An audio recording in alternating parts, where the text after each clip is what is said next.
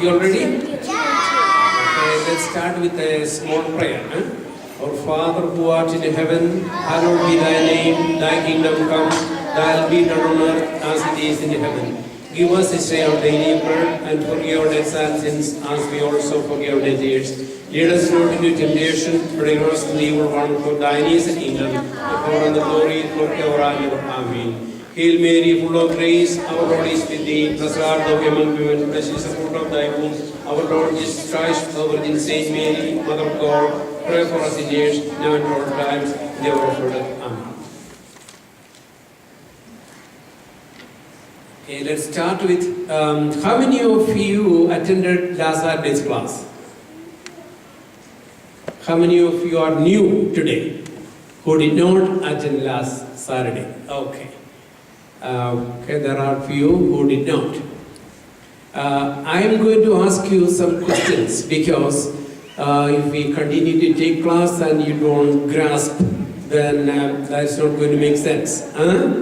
So I'm going to ask you some revision questions. First of all, what does Qurbana mean? Offering. Offering. Sacrifice. There was one more word that we used. Gift. Very good. Free. Answers. Very good. Very good. Means offering, gift, and sacrifice. Normally, where is Qurbana being conducted? Church. In a church. Okay. Is that the only place where Qurbana can be conducted? No. Where else? Can be at a home. It can be in a garage. As long as you click. Well, in early times in America, used to conduct Qurbana in garages because there were no other places. They'll clean the garage and make all preparation and put a table, and there has to be something very, very important to do the Qurbana. What is that? The altar.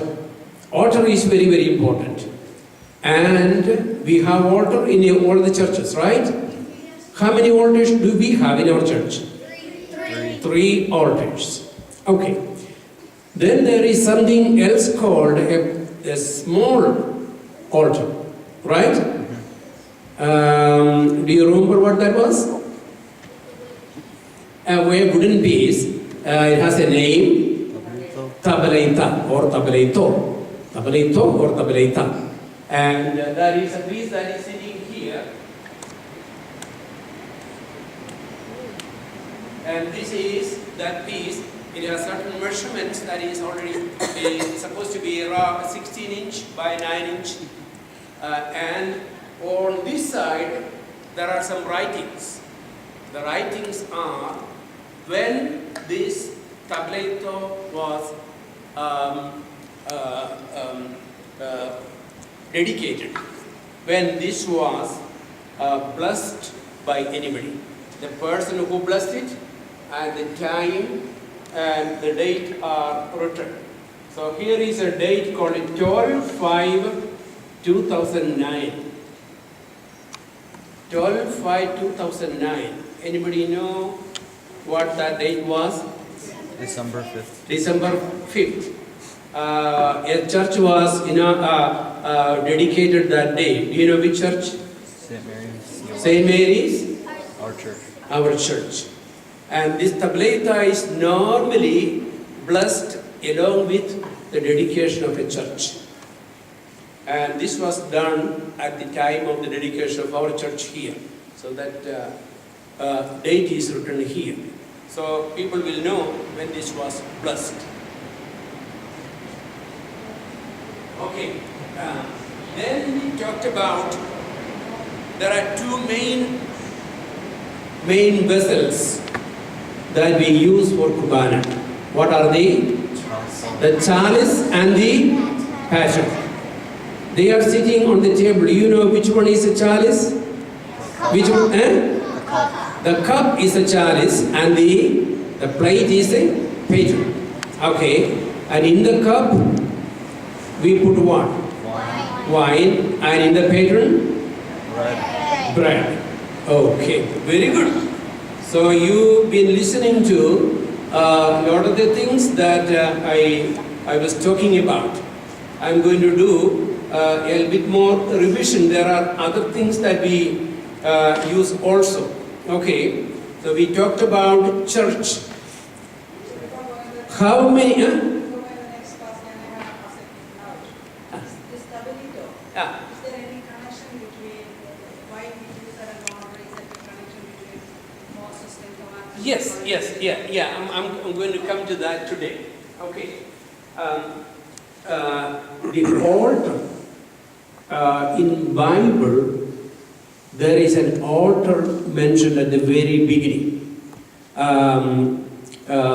When Jacob was running away from home, going to his uncle, he was sleeping at a place. Anybody know the name of the place? Very good, yeah. Bethel. And he was sleeping there, and then he saw a dream. The dream was, there was a long ladder, all the way reaching up to heaven, and he saw angels going up and down on the ladder. In the morning he woke up, and he began to think, well, this is a blessed place. Then he set a stone that was there and put oil on that stone and did a sacrifice there. So that was a reminder of an altar that was made and worship was done there. In Old Testament time, we hear also in Abraham's time, we hear Abraham making sacrifice. He made an altar and made sacrifice.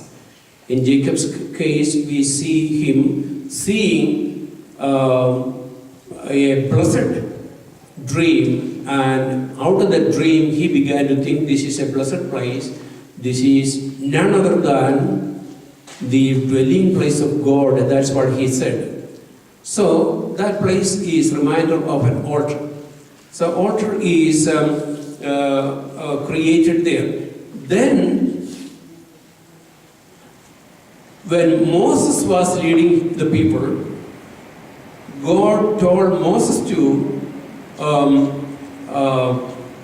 bring the covenant, bring the covenant and all the 10 commandments from God and all of that, and keep in a tabernacle.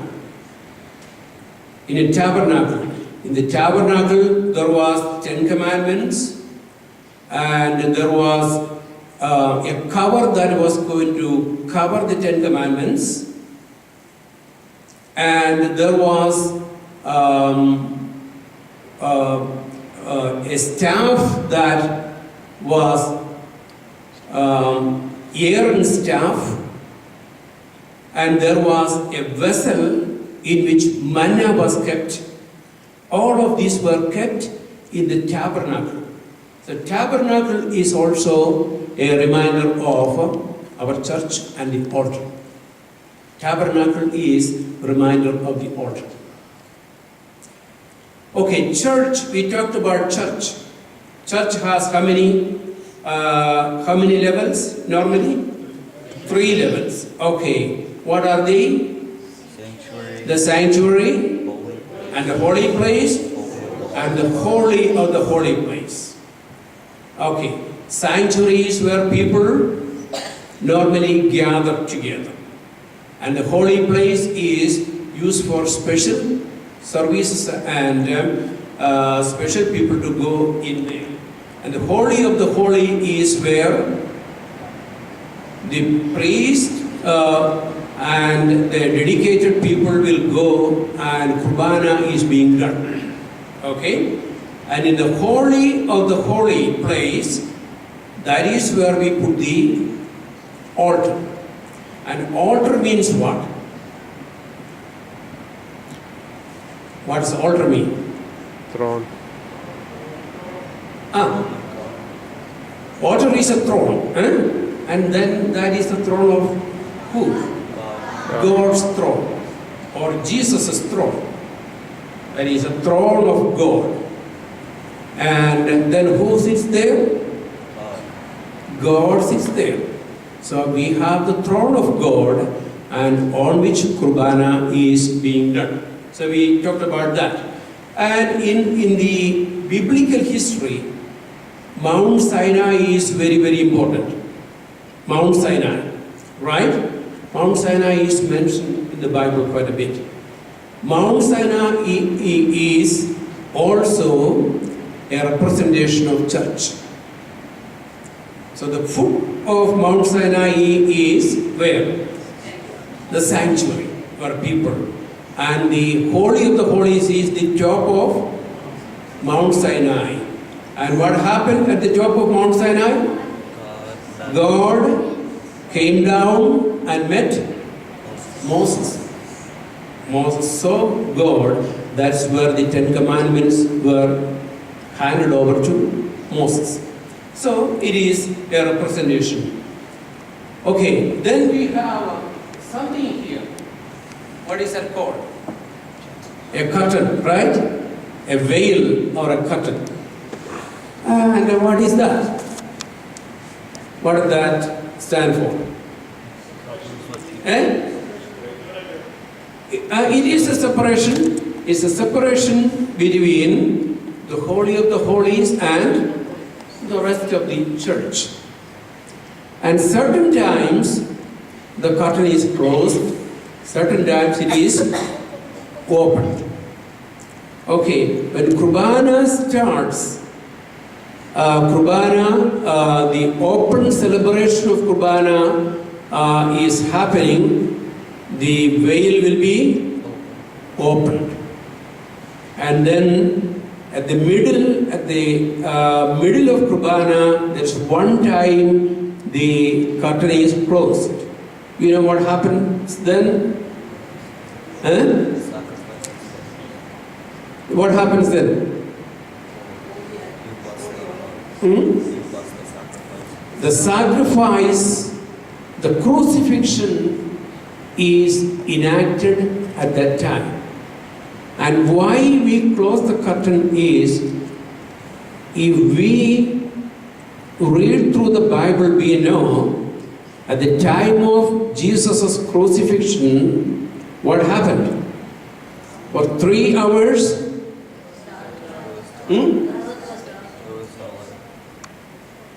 darkness was there.